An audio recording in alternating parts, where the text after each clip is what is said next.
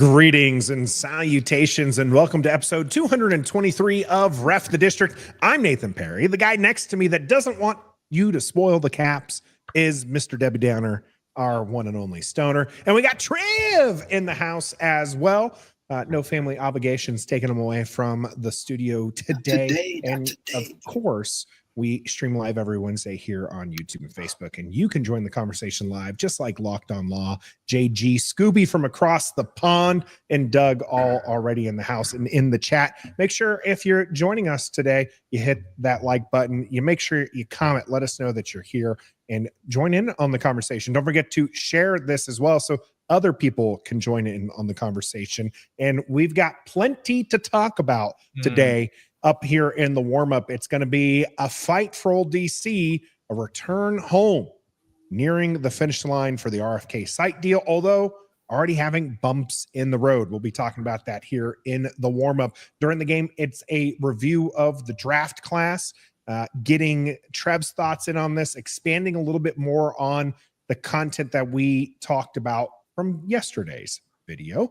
And then in the cool down, what's next? What could we expect from Adam Peters? Filling out the roster, already got a new kicker. What other things? OTAs underway. So what can we expect from the team going forward? That will be in the cool down. All right, gentlemen. RFK on not lock, but it is in the works. Trev, we know you're out in BFE, Virginia. RFK is a little bit closer though, and you can use Metro to get there. Metro, and there'll be some things around the stadium for you if they get, if it goes as planned. What are your thoughts on the deal to get the stadium back in DC? It's been a long process, a long time coming. Some would have thought this should have been done a long time ago, but it wasn't because of you know who. And shout out to the Hogs ownership, that's the Harris ownership group, for getting it done, for coming through, opening that fat wallet, not only buying the organization for a then at the time record-setting sale for a sports organization, and now you open the pocket again to bring what everybody who wants the name to be changed back to Redskins, given all that homage, bringing it back to RFK. So they can be happy and we can be an actual Washington, D.C. football team and go back to winning ways. Apparently, I was too young to remember RFK to detail. I know we won championships there. To my knowledge, we haven't won a championship since we left RFK. Am I right? You're right. So shout out to the Hogs ownership group to bring it back to what we're known for, which was winning back in the day. Been a long time coming. So I'm happy. Like you said, it's closer. I don't know how much closer it is. Like I said, never been there. I haven't looked at the distance yet. It's not a lock, as you said. There's just some things that got to happen. You guys can talk about that. But me personally, it's cool. Welcome home, Washington. 5 years away, but welcome home. We are still quite a bit away from when Washington is supposed to go. We're going to talk about some of the timeline when it comes to this as well. But I kind of wanted to talk about that Harris ownership group and what things that they've managed to, get through. Now, we're not as esteemed as, the Pat McAfee, but our friend over there, Mason Kinahan, had a tweet that was shared on the Pat McAfee show. And we're going to talk about it here as well, because it's just a nice, clean list that Mason put out there. And I know we did our own, but let's shout out Mason a little bit. Josh Harris took over the Commanders in July of 2023. Since then, the team has improved fan experience at training camp, new stadium naming rights deal worth $7.5 million annually, rebuilt the entire front office coaching staff, drafted the face of the franchise, retired Dale Green's jersey the right way, best season since 1991, made the NFC Championship game, spent over $75 million repairing Commanders Field, and announced a new $3 billion stadium at the RFK site. Plus so much more that I'm probably missing, says Mason. What is there things that he's missing? I mean, that's a pretty good list so far that it's accomplished in a couple of years. Didn't he agree on fixing that Sean Taylor blasphemy Did he agree on getting that corrected and taken care of? That is correct. He added a second practice field to Ashburn training facility. Got rid of that old field that was over there not being used and replaced that. What else? I mean, I mean, there's a lot. There is quite a lot. I mean, look, just having John Riggins at that press conference. I mean, John Riggins has not been a part of this organization for the last probably close to 30 years. And he's brought him back into the fold. That's a big deal too. Just having that whole alumni network with these guys. I don't know what else to say about Josh Harris because he's just everything that he's touched so far has been gold. And the biggest thing that we kind of worried about when Snyder put the organization up for sale is we just kind of worried about, well, who's going to take over? What sort of guy is just going to kind of come over, and are they going to understand what it means to be a Redskins / Commanders fan? This guy obviously did. He grew up in the area. He talks about riding his bike to old RFK. And he said, and he even told Wes Moore this when they were doing this negotiating. He said, look, my number one priority is getting the team back into DC. And now he's that much closer to it. Sure, there are some obstacles to go through. I would put it at 99.9% done. It's going to happen. You don't have this whole situation with the politics of it all. Let's not forget that it was just 6 months ago when this land was owned by the federal government, and it was not going to be in the new budget. And remember the second Hail Mary, right? The second Hail Mary was in the middle of the night. They came through with a deal to be able to make this happen. Josh Harris is responsible for that. It is because of Josh Harris. And so if you're gonna try and convince me that Josh Harris is going to be the guy who makes all this happen and brings the federal land into DC land and everything, and then you're going to tell me that he's not going to get a stadium there? Yeah, that's not going to happen. There's no way that they're not going to get the stadium there. I also want to give a kudos to someone who's no longer with the organization, but Jason Wright, for what he did during that whole Dark Cloud era to get to where we are today. He played a huge role. He showed the Harris Group the ropes. The Harris Group in return gave him the opportunity to stay another year until his tenure ran out, whatever. And it worked out great. So shout out to Jason Wright too for keeping this momentum going and keeping the fight strong when he was pretty much by himself. Yeah, absolutely. Doing that, so. Absolutely. Yeah, I mentioned that during our initial reaction with the whole thing is that this process has been going on for a lot longer than the last 2 years. Now, the Harris ownership group deserves all the credit for closing the deal.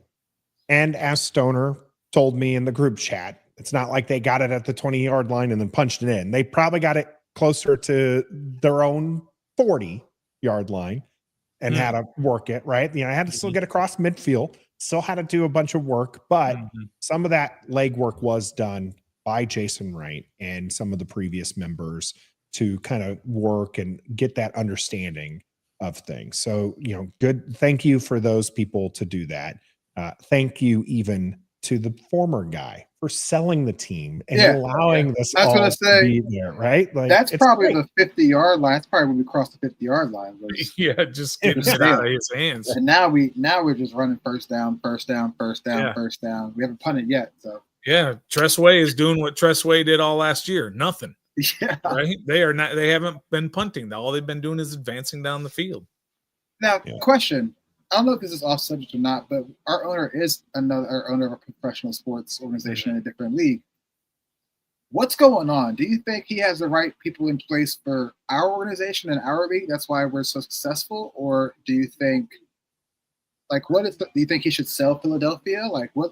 Why is this so vastly different of success between two when each team has two faces of the franchises? Joel Embiid, I mean, he's hurt, but you know what I mean. Yeah. Joel Embiid. What is it? Yeah, I mean, I think that's a fair question, but let's not think that the 76ers are some sort of terrible organization. I was about to say. They had a bad year this year, but they've been at the top of the Eastern Conference for the last 5 years. They haven't gotten over the hump. They have not brought the right players in. When you bring in, James Harden, Ben Simmons, and guys like that, it's going to fall. So they haven't done the right moves. But don't tell me that Josh Harris is not putting the right guys in place over there, because he absolutely is. I mean, right now, the guys who are making the decisions are not making great decisions. But I wouldn't put all that on Josh Harris. Got you. He's putting the guys in place and getting the F out of the way. Right? Which is what you want him to do. He just hasn't found his Adam Peters yet. Sure. That's all it is. Right? Okay. I mean, you need look, Adam Peters deserves a whole lot of credit, maybe not for this deal to bring the stadium in, but he deserves a whole lot of credit because he's the guy that hired Dan Quinn, and he's the guy that decides the entire roster. Right? And all the coaches and all the scouting and all that's all it is. All right. So he's just got to get the right person in over there. I mean, look, Joel Embiid was the right guy, was the right pick. He's been the MVP multiple times, maybe just the one time. But they've won 50 games a few times. They've been there. They just haven't gotten over the hump. And to say that organization is not doing well because of the owner, I mean, I get it. When your team's losing, you lash out and you go right to the top. Yeah. So that's what they're doing with him there. And the hockey team is pretty good. I mean, they just got eliminated last night from the playoffs, but they're not terrible either, right? I mean, it's hard. It's hard to. I was about to say these championships they elude a lot of people. And basketball, even some people's great. LeBron James.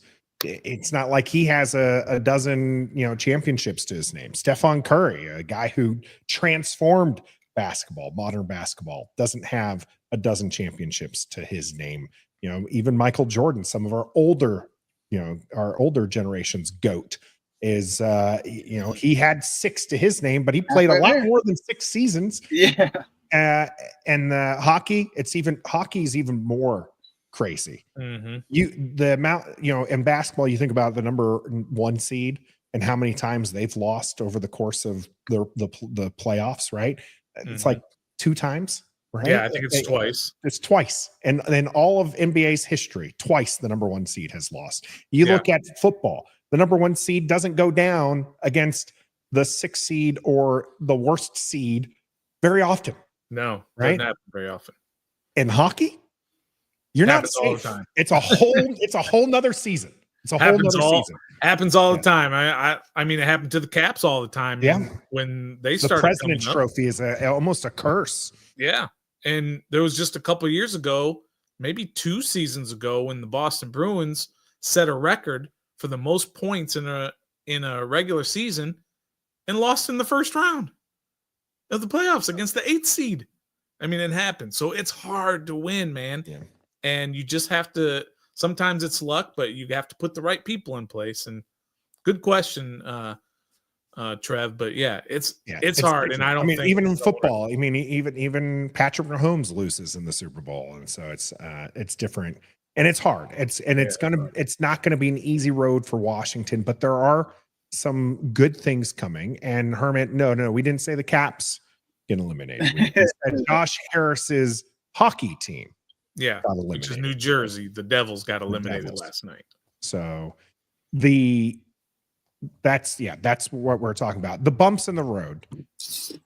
It was all great Monday morning. Everybody's clapping, high-fiving. We're very excited. There's fake renderings of the stadium going around, and people start pushing their ideas for what the stadium needs to look like and where's the moat and all this other stuff. And it's a good time. And then reality kind of set in towards the afternoon when it was kind of pointed out that there are 12 council members, of which they need 7 to say yes. I think there's 13, but that's 13? Kind of semantics, but still, yeah. Okay. I mean, you still need 7. You still need 7. Mm-hmm. You need 7 to sign off on this. Currently, they have 5, but there have been several outspoken people against this. So it's not everybody's on board with the deal, despite the fact that Mayor Bowser and the team did go out there. So that's kind of a big bump. Yeah. Now, Stoner, you said 99%, that this deal is going to happen. Yeah. How much of the announcement on Monday was political posturing and trying to get it past the rest of those members? Yeah, no, that's fair. When the mayor 13 goes one's out there, absent, by the way. That's JG. Thanks for that. Because I was like, I thought You I thought you remember heard 12 12? names. There are 13 spots. One's absent. Got it. Yeah. Thanks. Yeah, it's there are a lot of bumps in that road, but when you go out there and you have a big old press conference and you have the mayor and you have the owner and you have Roger Goodell and all, you're laying down the gauntlet, the political gauntlet, right? You're saying, look, this is going to happen. They had kind of something similar when Ted Leonsis was threatening to move the team to Alexandria there just not that long ago, maybe a year ago, less than a year ago, right? They had the governor out there and all this stuff, and then it didn't happen because DC ended up giving them a better deal. This is a different animal. When you have Roger Goodell out there, he's not going out there because, maybe we're going to get a stadium out there. No, he's going out there because this is happening. And I completely understand some of the reservations of the council members and the people within the city, right? Because especially with the council members, they don't know what the money looks like right now. All they know, $1 billion from DC is what. Yeah. And where's that coming from? What programs are getting cut? How are they going to actually get that money up front and all that? So I understand their trepidation. I think that's the right word. Whenever I use a big word, I always question myself. I'm not sure that's the right word, but I understand their concern with this whole thing. You can mark my words. I've never been more positive or more confident that they're going to get this passed at some point. It's not going to be it's not going to be smooth. There's going to be some issues along the way. They had one of those things last night where a bunch of people got together and said, "Hey, we don't want this." Not everybody's going to be happy with this. Trust me on that, but it's going to get done.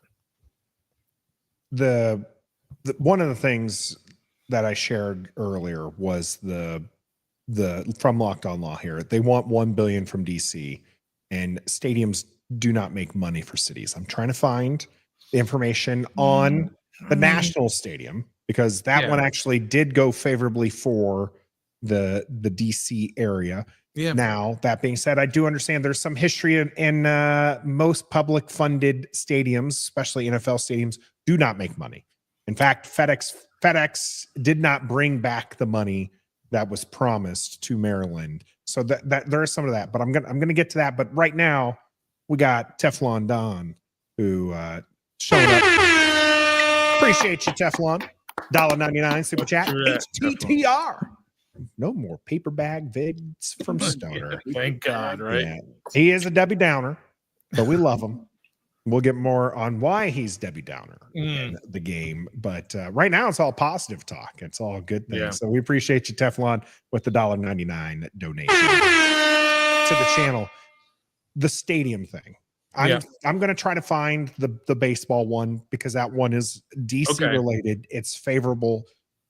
But Trev, do you got any insight or do you want to kick it over to Stoner to talk about how stadiums, because he was shaking his head a little bit there. Yeah. I disagree. May not actually bring money back to the communities. I will let everybody know. I don't want public money going to it, period. Yeah. These are billionaires. They should be able to fund it. That being said, if the money that taxpayer money is going into it is for the infrastructure around the stadium, right? Yeah. The riverfront, it's for hotels, it is for those things that would bring back, then I will relinquish my hate for public funding going towards this. Let them pay for the stadium. Yeah. Let us, the public, pay for those amenities. I like that. Okay. I'm with you on that. Really haven't thought too much about that yet, but I'm with you on that. And I think that's the general idea that they have for this, is that they are going to put most of their money is going to be towards revitalizing the area around the stadium. Right. Okay. with all those things that you said. But look, if you are a resident of that area or a resident of DC in general, nobody, after this is all done, nobody's going to write you a check for the money that was earned from the stadium. It doesn't work that way, right? But in a perfect world, the way it should work, the jobs that it brings in, the people that it brings in, the stores that it brings in, the restaurants, all those people who are paying money that goes into the DC budget, right, with the sales tax on everything that people buy. And I mean, that's how cities and countries are built, by infrastructure, by building, by growing and expanding.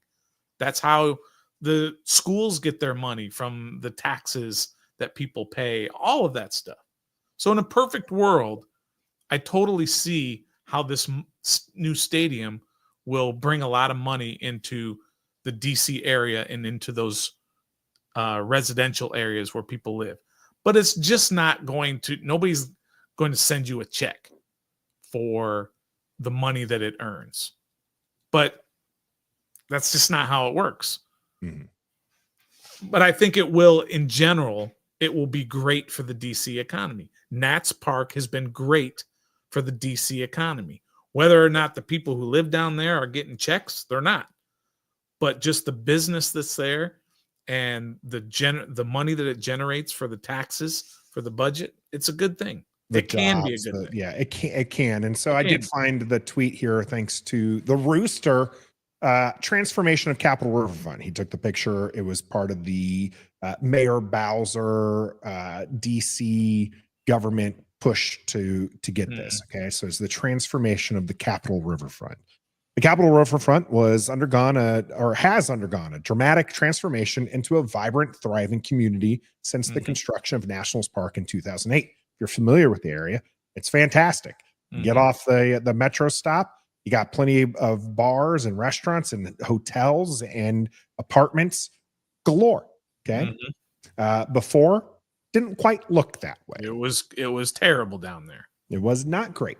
Yeah. It was a bad area.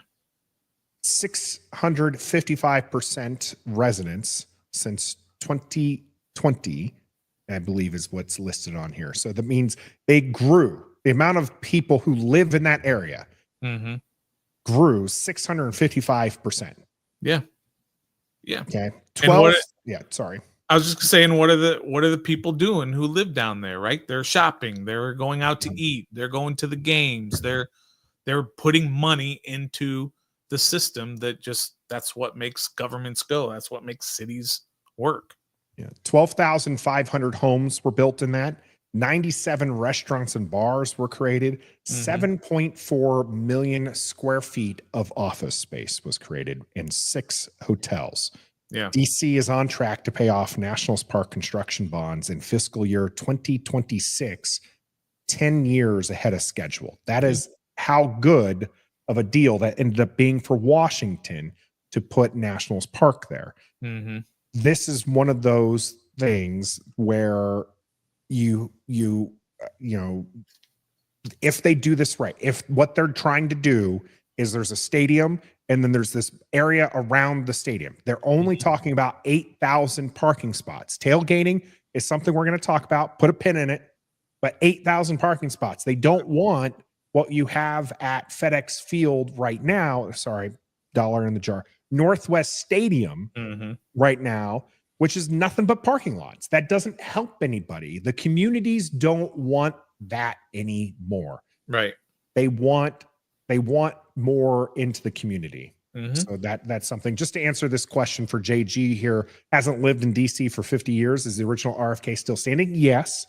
It has not been blown apart yet. That is going to be part of this process. The area does have some things. There's the parks that are around there, but largely it is wasted space currently for the DC area, which is part reason why some of the political stance against it right now, to me, is empty because they're not fighting for that space right now to be used for anything. They're just fighting against a stadium being put there. Yeah. and how much that's going to cost, despite the fact that you have space that you don't have a plan for. But to be fair, Nathan, DC's only had control of that stadium for 6 months, maybe, right? I mean, it was federal government land. They couldn't do anything about it. Now that they have that they own that land or lease the land, I think, whatever it is, now people are coming out and saying, hey, I don't like the idea. If we're going to have this land, let's use it for something better than a stadium. DC natives are going to be the ones who really have a say in this, as they can vote. And I always encourage you, make sure you register, make sure you know who your local representatives are, who, if you don't know who your own council member is, that's a good idea to kind of look into that. So that way you have a say in what happens in your local community. All right. Maybe you're not in DC. I'm not in DC. Debbie Downer's not in DC. Trev's, we talked about, he's out in BFE, Virginia. Mm-hmm. So he's not in DC. So if you're in the DC area, you want the stadium, let them know that. You don't want the stadium, I also want you to let them know that. I want your voice to be heard. Mm-hmm. But I mean, 3.7 billion ish, right, for the stadium and the surrounding area.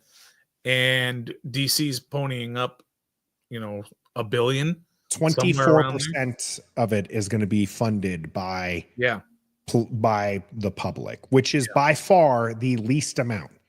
Las Vegas in 2020, their stadium was only 37% public funded. That's the next lowest. Well, go look at SoFi in LA. And SoFi in LA, I don't have that one on. Well, I'll let you know how much was publicly funded. 0. And so just to kind of throw that on there, is that's the outlier. Usually the cities pay for it, but Stan Kroenke, he's worth almost $20 billion. So he put all the money up front himself. Good. Yeah, good. Right. Especially because that particular stadium is out in BFE. There's nothing around it. That's one of the complaints about that stadium. By the way, hey, Trev, Kroenke is worth that much money, right? Like he was a billionaire, but you know who he married? He married one of the Walton kids, one of the Walmart heirs. Really? So he just went from like money to money, like ridiculous billionaire level. What's his that's net what worth? Kind of money he is. Close to 20 billion. God. I mean, that's insane. All I'm asking is, can I have $5? That's all. Yeah, just send everybody $5. No, I need $1 million. He got 20 billion. I need the different zeros, please. Money is crazy. Going from $1 billion to $1 million it's hard for a lot of people to fathom just how much that is. Going from $20 to $50 is hard to imagine. I'm just keeping it real. Remember that stat? That. Remember that stat we had when you go from like in a million seconds, or how many seconds are in a million? Something like that, right? And it's I don't know, whatever it is. And then but you go from 1 million to 1 billion. The amount of seconds is like astronomical number. That's a lot. So how many seconds it adds up to like 6 years or something? That's how many are in a million. But to go from 1 million to 1 billion is like 7,000 years or whatever. Right. What's the one with like the birth of Jesus? If you're making like $1,000 a day since the birth of Jesus to now, you still wouldn't be anywhere near the richest people in the world. Bro, I don't even. What kind of financial problems would he like? Like, what does he get mad about financially? There's no way he can get mad about something. Well, that's why he could build that stadium all by himself, right? Yeah. He didn't need any public help with that. He just said, "I'm going to build it all myself, and I'm gonna earn all of the profits from it, and nobody's getting a single penny. All mine." When you can do that, and SoFi is pretty sweet. It is it's a pretty nice stadium. Now, we're not sure what the stadium's going to look like. The plans for the stadium haven't gotten that far. But the timeline for the stadium is kind of set in place. Is right now, the summer of 25, they're looking for council approval. This summer, fall, they're going to start doing the planning for parks, housing, recreation. Mm-hmm. next year, fall 2026, groundbreaking on the stadium site. Can't wait for that. Yeah, that'd be exciting day. That'll be a very exciting day. Early 2029. Fast forward 3 years, the Plaza District groundbreaking. So again, they're looking to build up that area around the stadium. Summer 2030, the Sportsplex ribbon cutting. Already having the building open up, the Sportsplex with the fields and everything is going to be there. And then 2030, the stadium opening in the fall of 2030. That's what we're looking like for a timeline. Now, it was asked earlier by JG here. The question is, do you really think the stadium will be completed on schedule and inside the budget? If you want to base that off of Josh Harris and company, yes. Yeah. It seems like there is, other than Terry McLaurin's extension, to get to that, there's no lollygagging around when it comes to this organization now. It seems like even Dan Quinn, down to him, people want to get stuff done. When the idea pops up, they want to get it done fast, quick, and in a hurry, and silently too. So to answer the question, for me, yes, I think so. That's because of who we have leading this charge to make it happen. We're going to talk later about certain trust in certain people within the organization and how much you can blindly trust certain people, right? Yeah. But for this, I blindly trust Josh Harris because he has done nothing wrong. He's done everything he said he was going to do. Yeah. And he has made this organization something that we can all be proud of. He didn't have to put $75 million into Northwest Stadium, and knowing 5 years from now he's going to get another stadium. I think it's because what Nathan mentioned earlier, it's his roots. He grew up in the city, he rode his bike there, and you said Stone, his number one priority, besides winning, even bigger than winning, which you've already done, is bringing it back to DC. And I think that's why it will get done on schedule and within the budget. Maybe outside the budget a little bit. He got the money. Yeah. We'll be okay. Yeah. So I think it will, just because Josh Harris, everything he touches turns to gold here in Washington. So there's no reason to doubt him at this point. Do you guys think the timeline is smoke just because it's an exciting thing happening, or do you think that's an actual tentative timeline? I mean, hasn't he always said 2030 it was the plan? I know personally, I've been saying 2031. Yeah, is about when I was expecting it, just because construction timelines and everything. The biggest hurdle is going to be the council.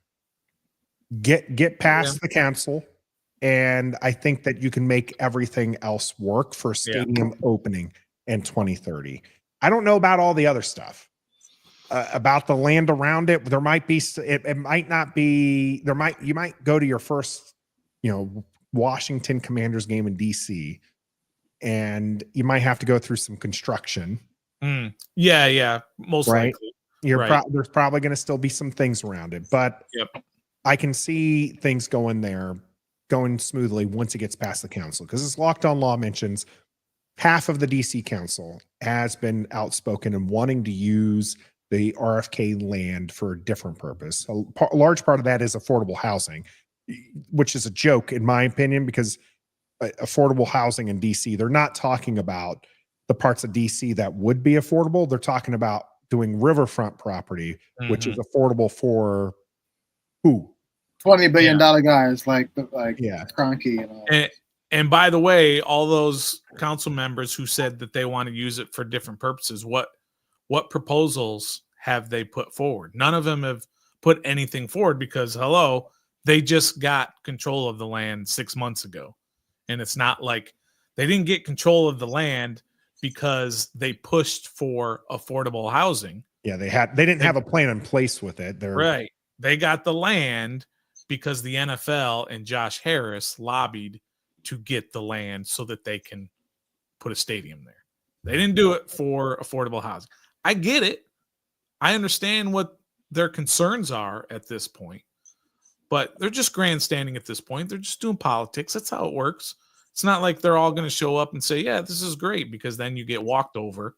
So you need people to dissent. You need Debbie Downers. You need objectively thinking people so that not everybody, group think, right? And everybody thinks the same thing.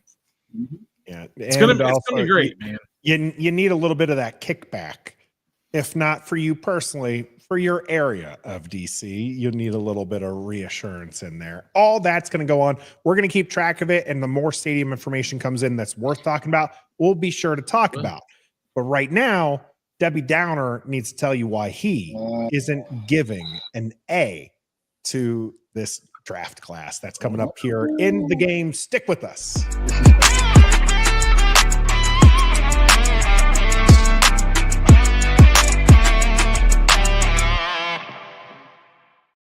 Welcome to the game here on episode 223 of Ref the District. If you haven't already, make sure you hit that like button. Make sure you're subbed up to the channel. Make sure you're sharing this with all of your friends, or if you're friendless, just make sure you share it with somebody so they can join the conversation as we're live every Wednesday here on YouTube and Facebook, 7:30 Eastern.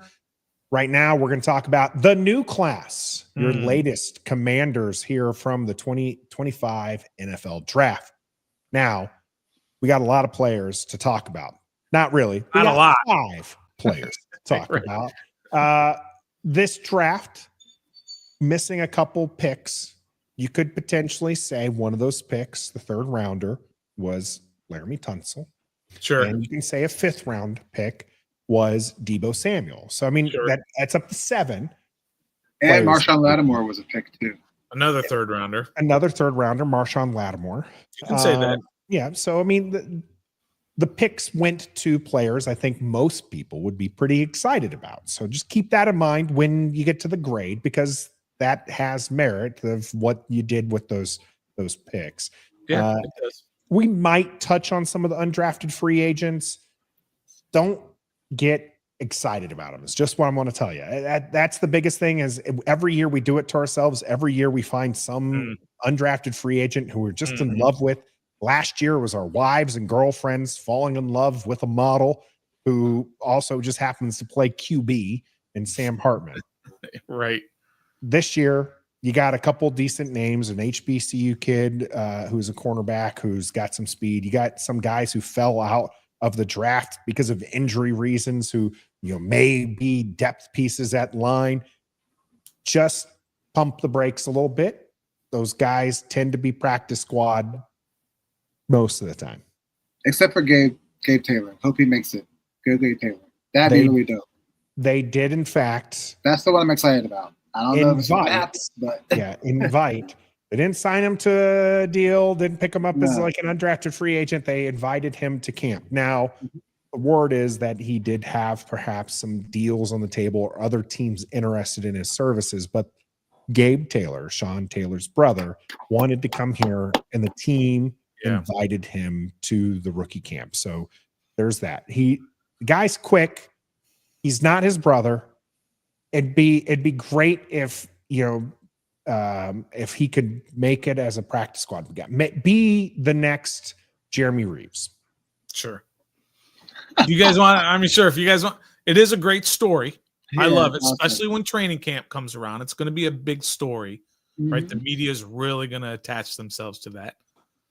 So that'll be fun for 5 minutes, and then unfortunately, Ja'Cory Brooks is one of is Ja'Cory Brooks? Is he the Alabama transfer? Yeah, he's the receiver, right? Yeah. Let me tell you right now. Okay, Ja'Cory Brooks ain't making this team. Thank you. Stop already. Okay. Thank you. He's not making this team. Thank you. Could he possibly make the practice squad? I mean, he could be this year's Kaz Allen. For us, there's 100 people on practice squads now. It's a little different from years past. So could he? Yeah, he's not making this team. There's a reason why he was an undrafted. Yeah, of course. And don't get yourself attached to other guys we're going to talk about as well. Later round picks as well. Yeah, we're going to get to those. And in fact, a lot of questions surrounding a certain linebacker that we took. But let's start off with the first pick. Yeah. An offensive tackle out of Oregon. Yep. Somebody who wasn't on our radar, and somebody who owes Stoner a brand new TV. He does. Oh, because I broke my TV. Because you broke your TV when Washington selected an offensive lineman with their first one. And this is that real? No. No, Oh, it's okay. not. But I I'm was like, not happy about it. Oh yeah, I wasn't either. But yeah, and I know you weren't. I watched your guys' instant reaction, and I know Trev was not happy about it. And then when we did the not so instant reaction with Nathan and I, Trev, you and I got lit up in the comments because Oh well. you know what, Trev? People just want to slurp. Yeah. They just want to slurp. They just want to, Yeah. afterwards, Mhm. when, first of all, nobody had him mocked to Thank you. Washington. And, Thank you. and as I said on our reaction show, that doesn't make it a wrong pick, or Right. it doesn't make everyone, the 1,000 people who did mocks, doesn't make them right or wrong No. or whatever. It's just that nobody saw it coming. At all. And that doesn't mean we're smarter or we're dumber or Adam Peters or whatever. It's just that nobody saw it coming because it wasn't a need for Washington. And that's why nobody mocked him there. So that makes sense. And then afterwards, so nobody had really heard of him. They knew of him. They'd watched him, but nobody expected that. So they weren't kind of studying him. Nathan and I had him 6th on our offensive line projections, so we didn't talk about him.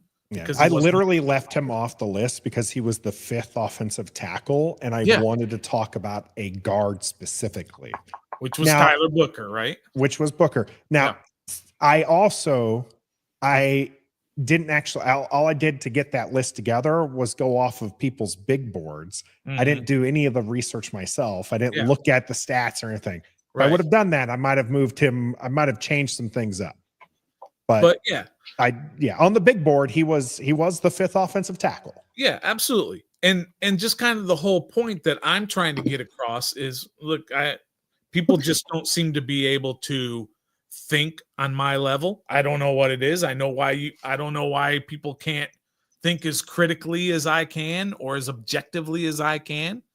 But when you went at the end of the season, Trev, at the end of the 2024 season, what everybody said was the biggest need for this team was what? Was an edge rusher who can be a game changer, who can put fear in the offensive coordinator and the opposing quarterback, and who can also set the edge against the run.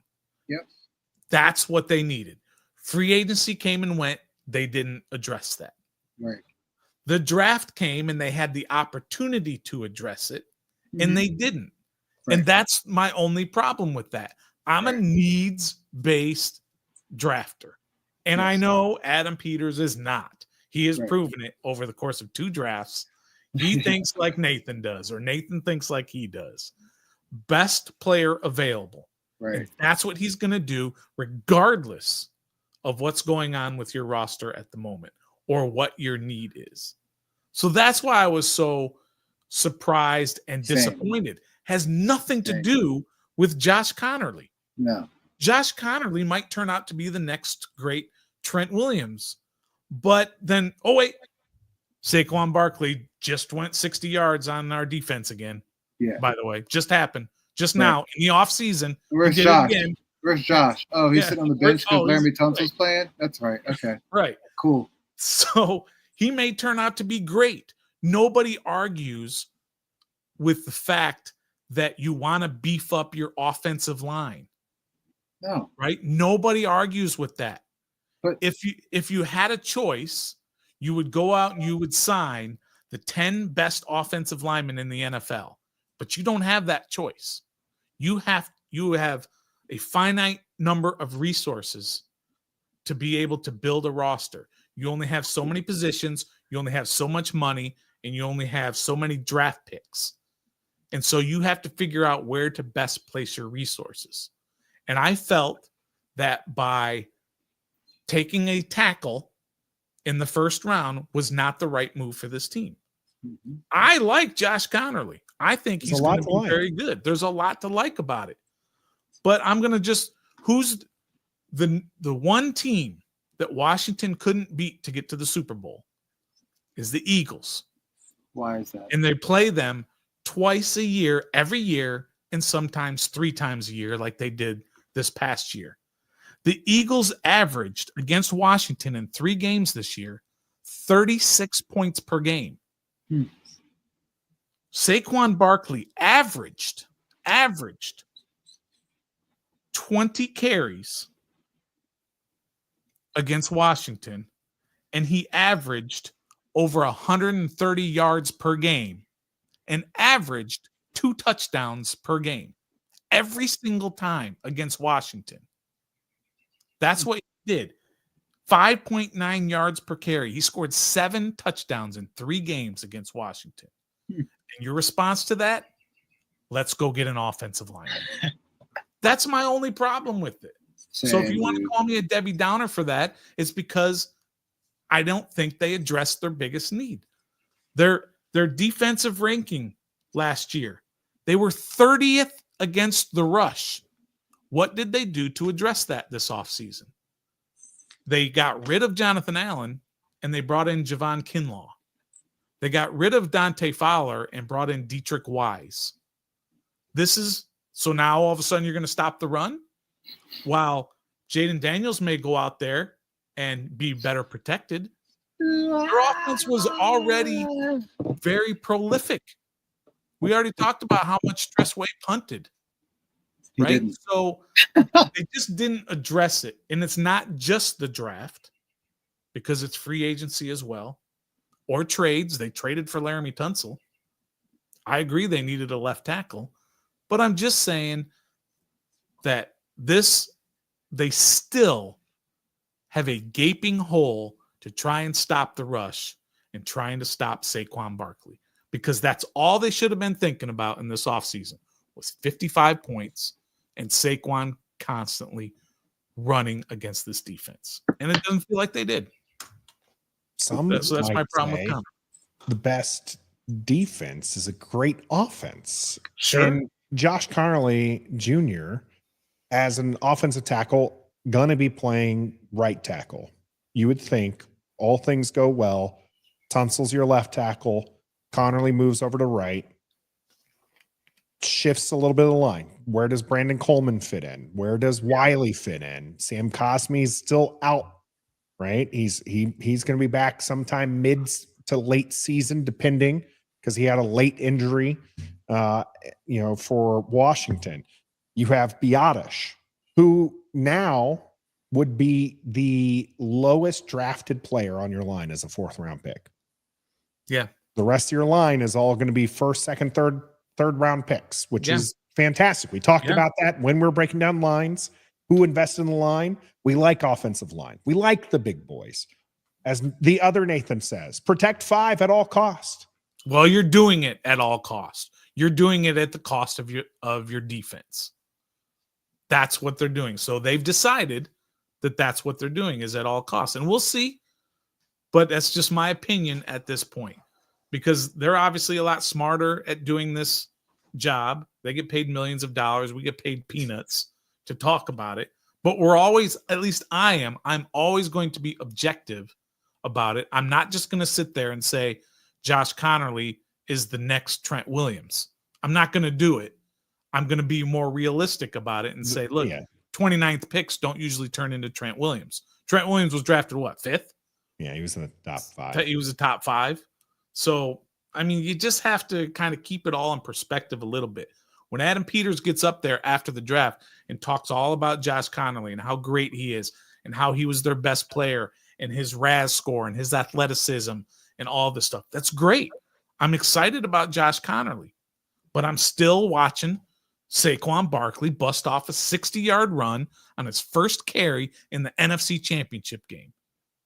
And that's what I still see, and I don't see that that's been addressed yet. One of the things we talked about, Stoner and I, was the improvement aspect. Josh Connerly, if he's a 10 out there on the right side, okay, which you look at his traits, and there's a lot. He only gave up 2 sacks against some really good defensive edge rushers, to include Abdul Carter. 2 sacks over the last 2 years. His entire career, in fact, his freshman year, didn't give up any sacks. His freshman year in the limited time he played. He athletic He moves with the quickness. Yeah. He's got a lot of traits. If he is a 10, you're going to go from Wiley, who was about a 7 last year. At best, right? A 7 to 10, that's 3 steps of improvement. Your thing is you wanted to go from Fowler and the rest of the edge rushers who, what would you rate them? Right now? No. For last year, how did the edge rushers do? Oh, I thought they were probably a 6. A 6? Yeah. And you give them Wiley a 7? Yeah, you said 7. I said 7. And I said at best. What would you have given Wiley last year? I would probably give him a 5. A 5? He was very good. Okay. Yeah. Let's drop Connolly down to a 9. He's a rookie. Maybe he might get beat by the bull rush and everything like that. So let's say he's a 9. 4 steps of improvement. Last year, the edge rushers were a 6. You'd get some trades. Not trades. You get some trade-offs, right? We don't know how Dietrich Wise is going to look here. Fowler was most of production and he left, and you don't really have a big name to replace him yet. So you wanted that to come through the draft. Who at 29 would have been a 4-step improvement? Well, who would have been a 4-step improvement? I'm not sure 100% that this guy would have been a 4-step improvement, but I like me some Ezeraku from Boston College. I mean, he went to Dallas later. Yeah, I mean, the Atlanta Falcons traded a 1st-round pick for James Pierce Jr. Now, that was in front of Washington. I'm just saying that if that's what you really want, then you got to go get that. There's just guys out there. Look, if you want to wait for Zadarius Smith to sign a 1-year contract, right? Cool. Right? Which is what's going to happen. They're going to sign one of those 2 guys. Oh, yeah, that's absolutely. great. Yeah. Well, guess what? Next year, you We're back in still the same need an boat. effing edge. Thank you. You still need an edge. Thank you. And so you're going to go back to the well again and try and find another edge. You know what you won't need? Or not. What? You won't need an offensive tackle. Yes, you will. Yes, you will. You won't. I don't you think you won't. will either, Trev. You won't. Josh Connolly Jr. We didn't need one this year. We got one. But Wiley's time is up. Wiley's contract's Cosby's got to come back. Tell me this. Honest to goodness, I like Connolly. I'm the only one here who apparently likes Connolly. I've talked about that. Tommy T had the 0 pressures, 0 sacks from people who watched it, right? The way he is athletic. We had somebody asking, let's see if I started. I didn't. You got Brandon Coleman. Herbert Robb, who said anything about him being Trent Williams. It's a bit of a stretch, but if you look at the RAS, there's a lot of dots connecting. Yeah. Okay.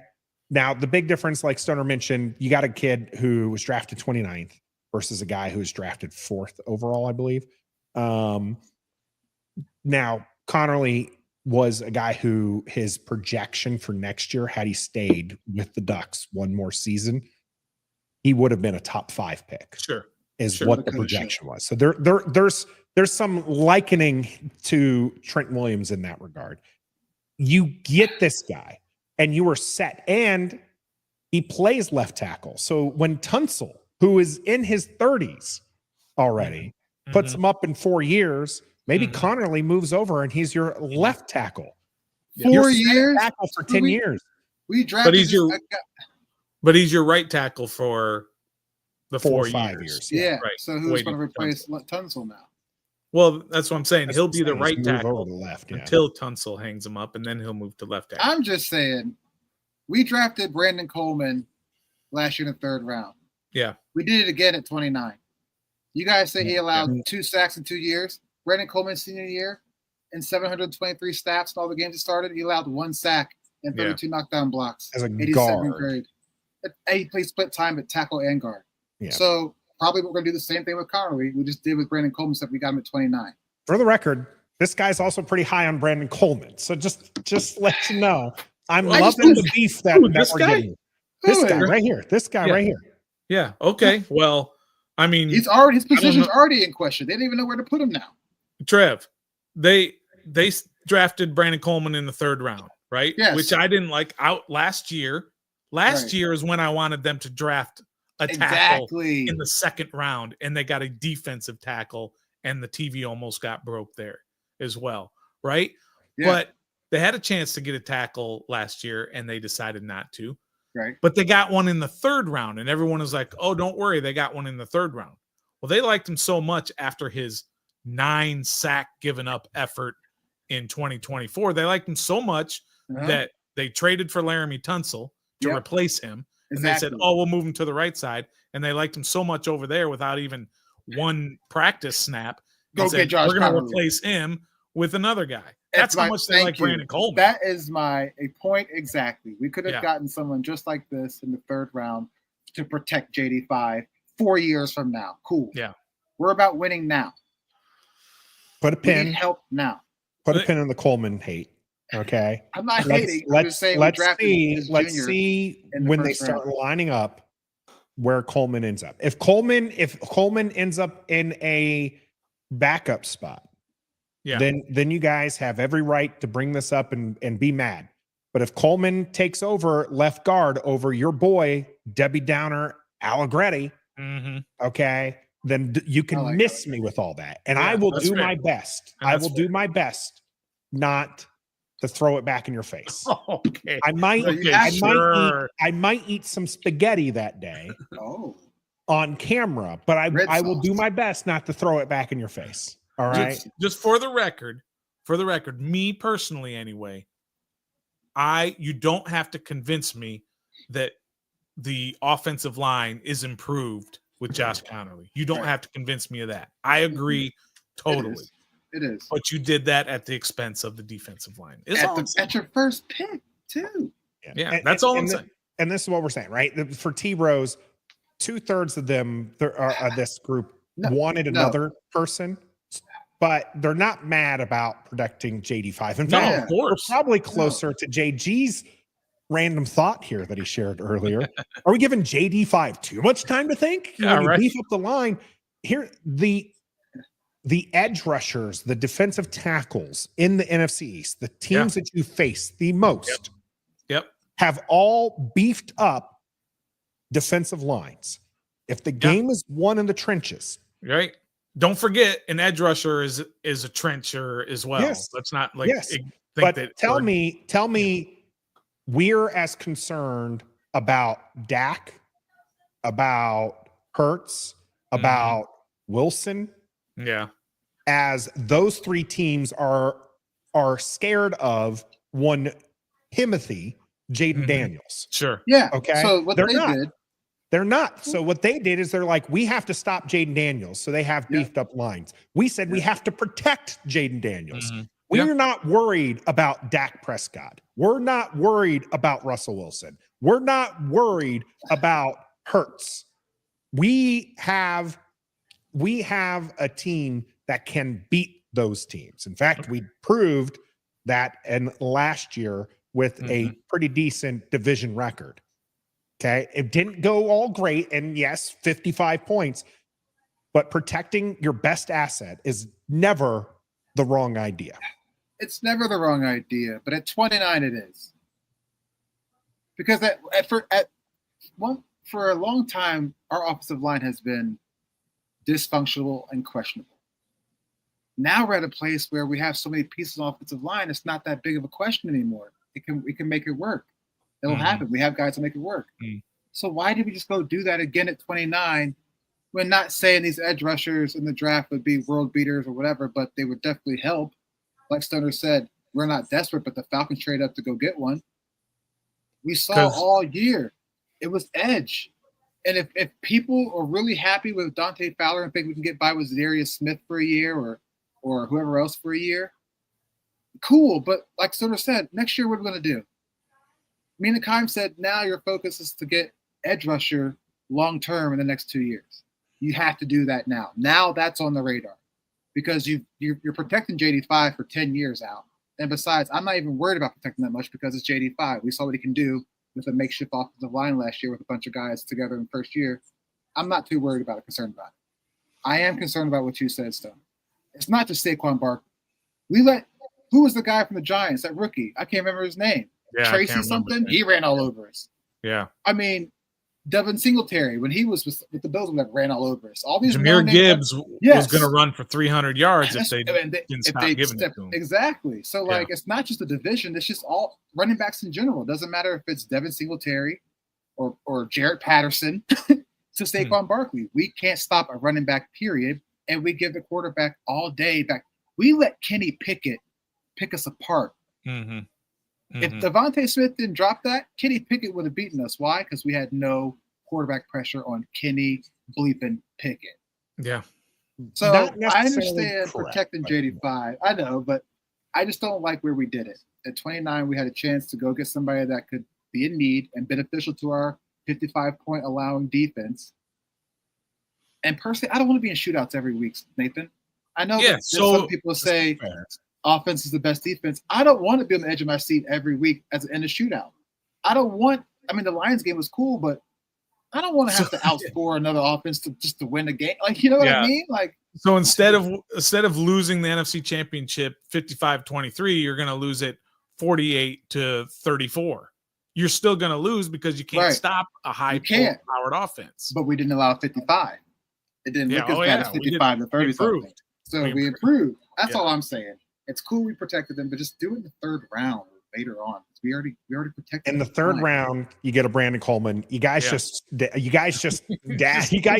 convince me you really think that when you guys don't like Brandon Coleman. You got a guy who in his senior year, he was even more effective than he was his previous year. He only allowed the 1 sack and 5 pressures. Okay. In this last year. And he faced against all the guys you're talking about. Okay. All the big names, all the ones you guys are saying, we should have gone after this guy. We should have gone after this guy. Connerly Jr. stood him up. Yep. And one of the things you might not have known this, I got to get this clip together. Okay. Going up into the Penn State game where he's going to be facing against Abdul Carter. The team does a hype video. And in the hype video, they sit there and they 10 minutes and 43 seconds into it. If you find it, that's where you can find the clip. I think I might have sent it to the group, but 10 minutes, 43 seconds in, coach turns to Connerly and said, Jack Straw, you don't lump me in with these guys. Jack Straw calling them Debbie Downers here. But anyways, Josh Connerly Jr., coach turns to him and says, you got to erase him. Make Abdul Carter wish he never played the game of football. Can you do that? And Josh Connerly said, yes. And then he went out supposed to say? And then, Trev, he went out there and Abdul Carter had his worst game of the season. Yep. Yeah. Congratulations. You're going against another rookie who has never played in the NFL before in his entire life. As long as he can stop Abdul Carter in the division, we'll be fine. Who had every accolade, and if he was a quarterback, probably would have been drafted number 1 overall. The hype video where the coach says, erase him, and he says, I will. What's he supposed to say? I don't know, coach, if I can or not. So that's a given. I'm not getting hype off of a hype video. He went up against another rookie who's been injured the past few games, so he's not even the same player anymore, probably. And he's not the only defender in the division. Clip that 1 minute and 3 or 1 hour and 3 minutes in. Can he stop Abdul Carter? Can he stop Kayvon Thibodeau? Can he stop the entire Philadelphia Eagles defensive line? Can he stop anybody else? Hype video. You know he's going to be all over it. He better not be. You're going to be all over it. Yeah, but not when Josh Connerly's on the camera. Erase Abdul Carter. Okay, you got it. He needs the new moniker as Debbie Downer because I'm high on Josh Connerly. I'm not. Yeah. I'm high on him. You keep pointing the wrong direction, Stoney. You got to get I'm over here. No, I said he needs to be Debbie Downer over there. Why me? I'm pointing at Trev. You're not at me. You're pointing at you. Wow, this is weird. At me. Because I'm looking at it. Yeah. And I'm pointing at Trev. The camera's different. Yeah. Oh, that's so weird. You're way off. Yeah. But how long have you been doing this podcast thing? Holy cow. I need to see if my camera thing's probably mirrored. This now let's move off of Josh Connerly. There's a lot of talk there. Yes, a lot of good things to say about him, and we're probably going to be talking more about him as the season goes along. Okay, wait. No, is that Trev now? That's Trev now. Wow. How long have I been pointing at the wrong person? This whole Since show. episode 1. No, I'm talking about Yeah. 223 episodes. Episode 1, yes. Oh No, my God, usually I've you're always- looking at it. Okay, anyway. Okay, let's move on. You guys are worried about defense. You guys really wanted the Yes. focus to be on defense. Yep. Yes. They got what some would consider the steal of the draft. Yep. Yeah. When you Love talk it. about a guy who is taken so far away from what his projection was, Mhm. you get Trey Amos, Yep. who most people had as a first round talent, Mm-hmm. and you get him at pick 61. Yes. And this speaks to what you guys were talking about on the pressures. I said not so fast on the Kenny Pickett wasn't pressured. He was pressured. The sacks didn't get there, and he was able to get the sack total wasn't high, but the pressure count was high. He was able to find his wide receivers, though. But that was with an entire different cornerback room. Your cornerback room going into this next season, Marshawn Lattimore, who should be healthy, might be a healthy Marshawn Lattimore that we didn't really get to see at the end of the season. Okay. Mikey Sanderstill, the standout defensive back, is coming into a sophomore season, going to be able to play the slot, the position he was drafted for. He only got kicked outside because of how bad Emmanuel Forbes and Benjamin St. Juste were. And he proved he could play outside, but the guy Mhm. can dominate on the Inside. inside. Yeah. And now you get a press corner, a lengthy press corner with speed, with the ability to knock the ball away. Trey here from Ole Miss is a difference maker. Backing him up, you got Jonathan Jones and Noah Igbeagami. Iggy, a guy who we thought was, first round talent back when he was drafted. He played good for a fourth or fifth corner, and he's back, and he's going to play that same position for us going forward. And that 1 through 5, outside of the fact that you got rooms with Sauce Gardner and Pat Surtain, like those guys are number ones that are true lockdown corners, and we don't know if Marshawn Lattimore could be there. But a better 1 to 5, is there a better 1 to 5 out there? I mean, this is a very good cornerback room. And that's the difference between making pressures into sacks, in my opinion. Mhm. That's where you're going to see improvement with Dietrich Wise and whoever else they pick up on free agency, because of the fact that now you have sticky corners. You have corners that are going to make the opposing quarterback, have to think for longer than 3 seconds. He won't have an open wide receiver, which means those pressures start turning into sacks. That is what I'm looking forward to with the second round pick out of Ole Miss. I think what he does a lot of is he frees up Joe Witt Jr. to do a lot of different things, and not to say Sanistril is going to be in the slot, or Sanistril is going to be here, or Lattimore is going to do this, or Quan Martin's going to do that. He frees them up to do a lot because he is a press corner, which I really like about him. I think this was a fantastic pick, because even Adam Peters said he was on their board when they were picking at 29, in terms of they were thinking about picking him at 29. Now, obviously, he wasn't number 1 on their board because Josh Connerly was, but that's how much they liked him. And to have him to be able to just sit there and wait and not have to trade up for him in the second round and wait and still get him, it's a big pick. It's a big selection for me. I love everything about Trey Amos. And you want to hear an interesting stat? And the answer right now is that it's not Trey Amos. The answer is not Trey Amos. But here's a stat. In the last 2 drafts that Adam Peters has drafted, Washington, of course, has the number 1 overall RAS scores, the athletics scores in the draft last year and this year for average RAS score.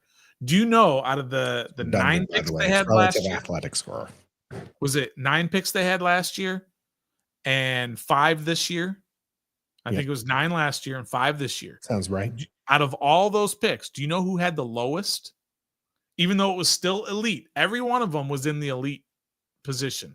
Do you know who had the lowest relative athletic 14? Out of the McCaffrey. 14 guys, who had the lowest RAS Luke score? McCaffrey. Incorrect. Hampton. Incorrect. It's Jordan probably McGee. going to be your 14th pick. What did you say, Chad? McGee. Incorrect. If you're going to tell me that is Ben Jaden Simmons. Daniels, that's No, wild. it definitely was not Jaden You Daniels. said that Ben it was the Simmons. 14th. Yeah, sorry. I forgot Jaden Daniels was one of the 14 Ben Simmons. after Jaden Daniels. Mikey Sanders still. Mikey Sanders still Wow. is the lowest of all of their 14 Gotcha, draft I had that one. picks who had the lowest RAS score. Now, it wasn't low. I'm not saying that. But It was of our still group. in the elite level. That's what Adam Peters is doing in this draft. Is he is drafting fast, twitchy, athletic dudes Bro. everywhere. We got somebody to go up against the AJ Browns Yeah, and other exactly. bigger receivers we're facing now. We don't have to depend on Marshawn Lattimore to take that because Marshawn's a dog, but he ain't got the height. Yeah. Trey Amos has the dog and the height. So. This was a great pick. Like you said, you've got Philadelphia. Again, that's the team that you're trying to stop, right? That's the only team that prevented you from going to the Super Bowl. And they've got some stud receivers over there. Yeah, Jahan You got Dotson's Malik nasty. Neighbors, and you got CD Lamb. Those guys, that's 6 games every year that you're going to be facing, right? But now, who's our schedule again, real quick? Now we got to see who our You opponents got are. AFC West, and you got NFC Central, which is Detroit, Green Bay, Okay, they just got Chicago. they got right? yeah, they Chicago got drafted receivers. another receiver, Yep. and they already had a couple of good Green Bay did too. ones. So Green Bay got that golden kid. So yeah, right. So this was this this was great smart. marriage.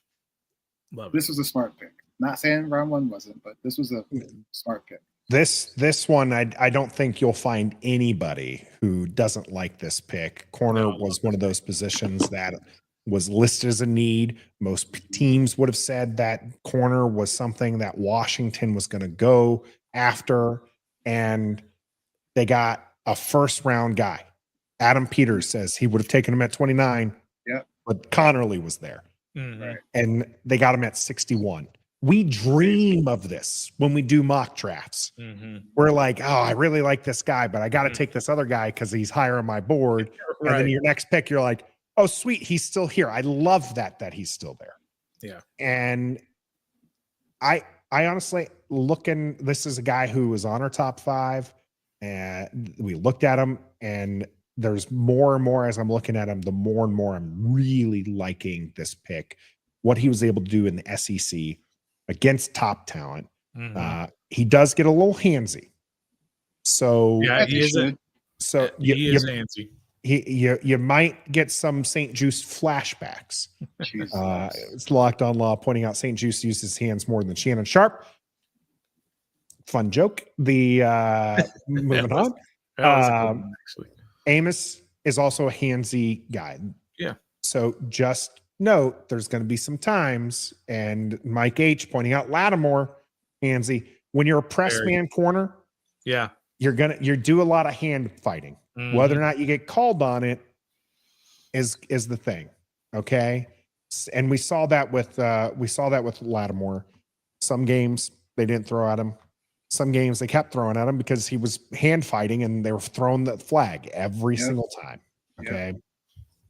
We got better all around on the defense by this pick. Being able to move Mikey back to the inside, having a healthy Lattimore on the other side, Amos on on one side. Like I said, you're going to have more coverage sacks. You're going to have your cornerback not have the opposing quarterback's not going to have the time to think and throw the ball because the pressures are there. Trust in Joe Witt Jr. I'm telling you, trust in him, especially as they build out this roster the way that they want. And this wasn't the only pick that they made for defense. Okay. And this isn't the only way that they're shoring up the defense. There's more things that they have planned. Trust me that the improvement on the defense will make up for what will probably be a drop in the offense. I think I kind of remember hearing this same tune being sang last season about coverage sacks because we didn't have a good defensive line or secondary. But at this point in time, our defensive line was better than our secondary, and we depended on that. Yeah, it didn't necessarily happen, but that doesn't mean it can't happen this year with different players. You're right, but now if the quarterback has more time since there's no pass rush, they're just going to have the receivers run around and lose our defenders and be open. We need to attack the quarterback so he can throw up ducks, he can make mistakes, he can turn the ball over.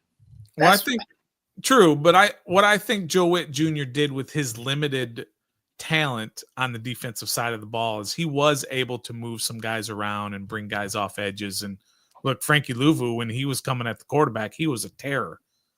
He was flying all around after the quarterback. He's just going to have to do more of that.